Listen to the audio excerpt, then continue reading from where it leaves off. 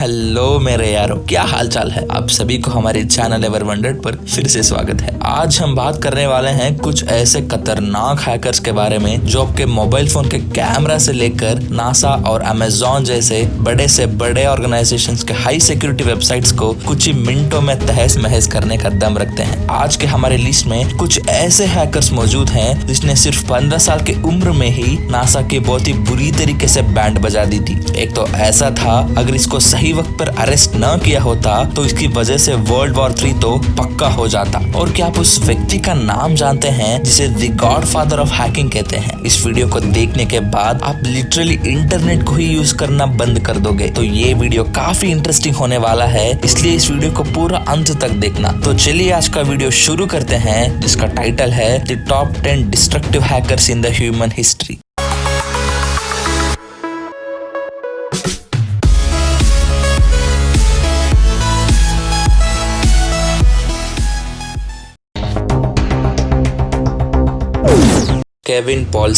Kevin Poulsen को Dark Dante के नाम से भी जाना जाता है। इसने सिर्फ 15 मिनट में हैकिंग के थ्रू पूरी दुनिया में फेम कमाया था। 1990 में लॉस एंजलिस के KISS FM रेडियो स्टेशन ने एक शो की आयोजना की थी, जिसमें शो के विनर यानी 102nd कॉलर को एक ब्रांड न्यू पॉश का इनाम रखा गया था। कार पाने की लालच में पॉल्सन ने लगभग 15 मिनट तक उस रेडियो स्टेशन की सभी टेलीफोन लाइनों को जाम कर दिया और अपने आप को कॉलिंग विनर बना के एक ब्रांड न्यू पॉश अपने नाम कर लिया। केविन के ऊपर इससे पहले भी FBI की सिस्टम्स को हैक करके कई गुप्त जानकारियों को लीक करने की केस चल रही थी। इस घटना के बाद FBI की नजर पॉल्सन पर गई और साइबर क्राइम के जुर्म में अरेस्ट किया गया और 51 मंथ्स महीने की सजा सुनाई गई। एस्ट्रा। दोस्तों, इस हैकर ने अपने आप को इतना छुपा के रखा है कि आज तक कोई इसका नाम नहीं जान सका, लेकिन लोग उसे एस्ट्रा के नाम से जानते हैं।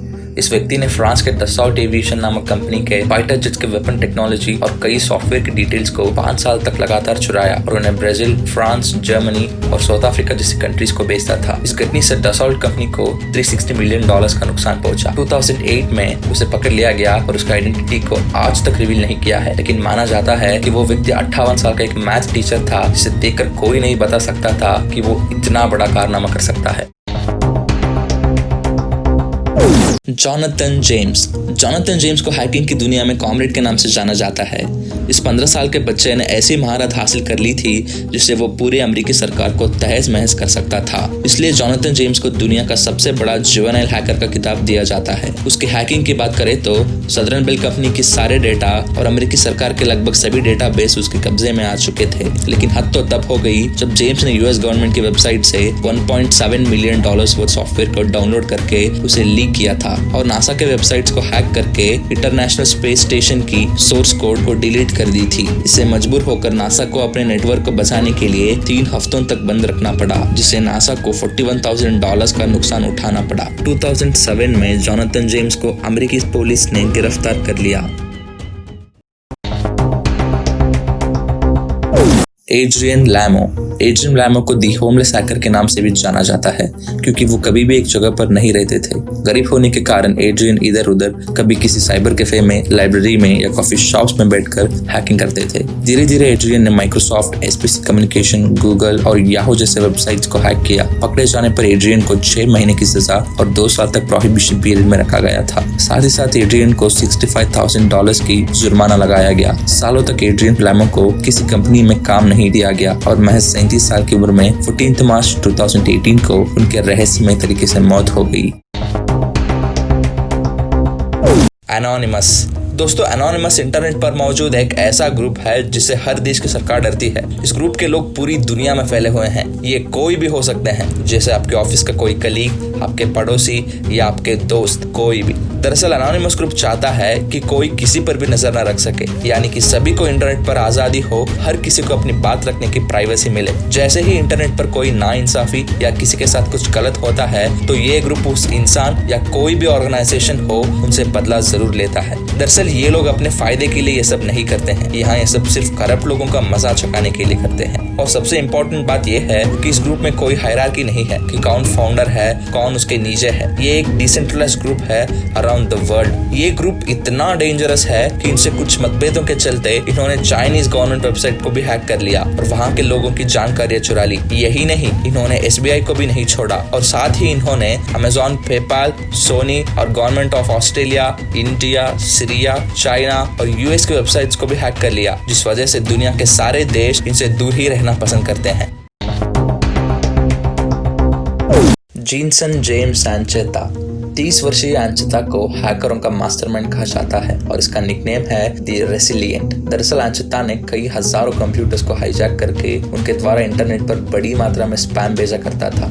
इसने साल 2004 में RxBot वॉर्म का इस्तेमाल करके 50,000 से भी ज्यादा कंप्यूटर्स को अपने कंट्रोल में ले लिया, जिसमें कुछ कंप्यूटर्स US मिलिट्री के थे। इसने इंटरनेट पर एड्स देने लगा कि दुनिया का किसी भी वेबसाइट्स को हैक कर सकता है पैसों के लिए। इसने कई सालों तक हजारों वेबसाइट्स को हैक करके उसे बड़े रकम में बेचता था। किस्मत से इसके हजारों क्लाइंट्स में से एक क्लाइंट अंडरकवर FBI एजेंट था, जिसने 2005 में एंचेता को गिरफ्तार कर लिया और एंचेता को $58,000 के पेनाल्टी भी भरना पड़ा। इसके साथ एंचेता से उसकी BMW कार छीनी गई और उसे 60 महीने की सजा सुनाई गई।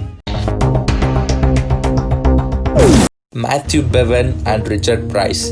ब्रिटेन के इन दोनों खतरनाक हैकर्स को कूजी और द डेटा स्ट्रीम कॉवबॉय के नाम से जाना जाता है। 1994 में इन दोनों ने पेंटागन पर अटैक करने का प्लान बनाया और न्यूयॉर्क के ग्रिफिथ्स एयरफोर्स बेस की बैटलफील्ड सिमुलेशंस को चोरी करने में कामयाब हो गई। मैथ्यू बेवन ने अपने पर्सनल कंप्यूटर को ब्लू बॉक्स नाम के एक इलेक्ट्रॉनिक डिवाइस से जोड़ रखा था, जिससे वो नॉर्थ कोरिया में रहने वाले US एजेंट्स के सारे सीक्रेट मैसेज को रफ्ते में ही चोरी कर लेते थे। इन दोनों ने US गवर्नमेंट के सिस्टम्स को हैक करके कोरियन न्यूक्लियर फैसिलिटी का एक्सेस लेकर उन पर साइबर अटैक करने लगे। क्योंकि ये लोग US गवर्नमेंट के सिस्टम्स का उपयोग कर रहे थे, ये बात अमेरिकी सरकार के लिए बहुत ही ज्यादा परेशान करने वाला था, क्योंकि वे ये नहीं बता सकते थे कि ये लोग नॉर्थ कोरिया पे अटैक करने वाले हैं या साउथ कोरिया पे। लेकिन किस्मत से उन्होंने नॉर्थ कोरिया पे नहीं बल्कि साउथ कोरिया पे अटैक किया था। अगर नॉर्थ कोरिया पे अटैक किया होता तो तीसरा वर्ल्ड वॉर की संभावना काफी बढ़ जाती, क्योंकि नॉर्थ कोरिया और अमेरिकी सरकार की दुश्मनी के बारे में अब सबको पता ही है।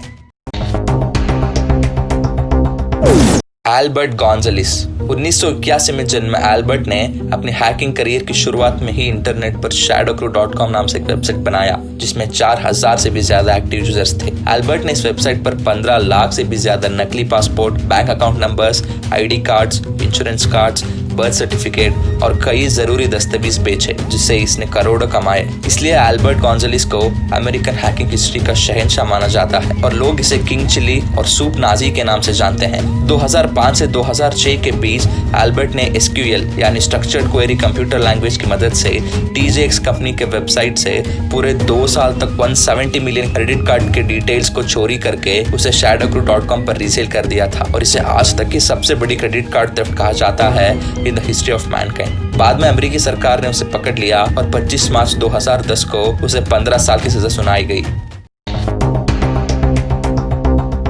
गैरी मिकनन का जन्म 10 फरवरी 1966 को इंग्लैंड में हुआ। हैकिंग की दुनिया में इसे सोलो के नाम से जाना जाता है। गैरी को दुनिया का सबसे बड़ा मिलिट्री हैक करने का रुतबा हासिल है। साल 2001 से 2002 के बीच में इसने नासा और US मिलिट्री के 100 से भी ज्यादा कंप्यूटर्स को हैक किया और बहुत सी जरूरी सेंसिटिव डेटा और सॉफ्टवेयर फाइल्स को डिलीट कर दिया, जिसको US गवर्नमेंट को रिकवरी करने में 5 करोड़ का नुकसान हुआ। और सबसे इंटरेस्टिंग बात तो यह है कि ये सारे हैकिंग प्रोसेस को गैरी ने अपने गर्लफ्रेंड के घर पर बैठ के की थी। गैरी ने US मिलिट्री को हैक करने के बाद उनके मॉनिटर्स पे एक मैसेज छोड़ दिया था, जिसमें लिखा था कि your security system is a crap, I am solo and I will continue to disturb at the highest levels. इसका मतलब है कि तुम्हारी सिक्योरिटी सिस्टम एकदम बकवास है, मेरा नाम सोलो है और मैं आगे भी ऐसे ही हैकिंग करता रहूंगा, तुम्हें जो करना है कर लो। लेकिन हैरानी की बात तो यह है कि ये सब गैरी ने पैसों के लिए नहीं किया, बल्कि इसका मकसद कुछ और ही था। अब सबको पता ही है कि नासा हमेशा से ही एलियंस के बारे में लोगों से छुपाता आया है और इसी वजह से गैरी ने नासा का सेंसिटिव डेटा को हैक किया। एक इंटरव्यू में गैरी ने यह खुलासा किया था कि वो नासा के डेटाबेस में इस बात के सबूत ढूंढ रहा था कि धरती के बाहर जिंदगी है भी या नहीं, और फाइनली उसे वो सबूत मिल गया है जिसमें UFO और एलियंस की हर तरह की जानकारी छुपी है। उसने ये भी बताया कि उसे वहां से कुछ ऐसी जानकारी भी मिली जिससे नासा में चल रहे बड़े से बड़े राज खोले जा सकते हैं। केविन मिटनिक का जन्म 6 अगस्त 1963 को लॉस एंजलिस में हुआ था। इन्हें द कॉन्डोर और द डार्क साइड हैकर के नाम से भी जाना जाता है। केविन को हैकिंग की दुनिया का गॉडफादर माना जाता है। केविन जब हाई स्कूल में पढ़ते थे, उसी समय उन्होंने लॉस एंजलिस बस सर्विस को हैक कर दिया था। वो भी सिर्फ फ्री में सफर करने के लिए।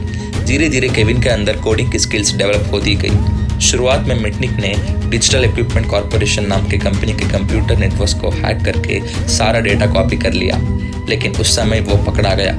हैकिंग के जुर्म में मिटनिक को 1988 में 1 साल की सजा और 3 साल तक सरकारी अधिकारी की देखरेख में रिहाई मिली। लेकिन अपने 3 साल के सजा के आखिरी दिनों में मिटनिक ने पैसिफिक बेल कंपनी के कंप्यूटर्स को हैक कर दिया, जिस कारण में मिटनिक के नाम पर एक और अरेस्ट वारंट निकल गया। लेकिन मिटनिक ने FBI को चकमा देकर भाग गया और लगभग 3 साल तक गायब रहा। ये 3 सालों में मिटनिक ने नोकिया, मोटोरोला और IBM जैसी बड़ी कंपनियों की हैकिंग की।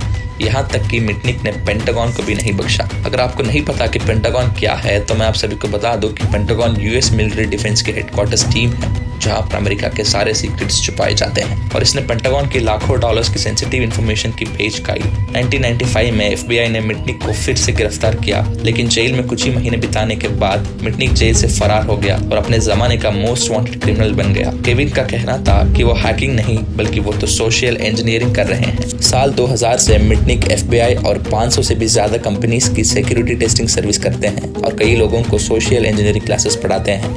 आज के लिए बस इतना ही। इन 10 हैकर्स में से आपको कौन सा हैकर सबसे ज्यादा खतरनाक लगा? क्या आप भी एक हैकर बनना चाहते हैं? कमेंट सेक्शन में जरूर बताइएगा। अगर आपको ये वीडियो पसंद आया हो तो दपादप लाइक कर देना और आपके सारे सोशल मीडियाज पर इस वीडियो को शेयर कर देना। तो ऐसे ही इंफॉर्मेटिव और मजेदार वीडियोस देखने के लिए आज ही सब्सक्राइब कीजिए हमारे चैनल को और बगल में घंटी दबाकर ऑल पर क्लिक करना ना भूले। तो मिलते हैं अगले वीडियो में। धन्यवाद।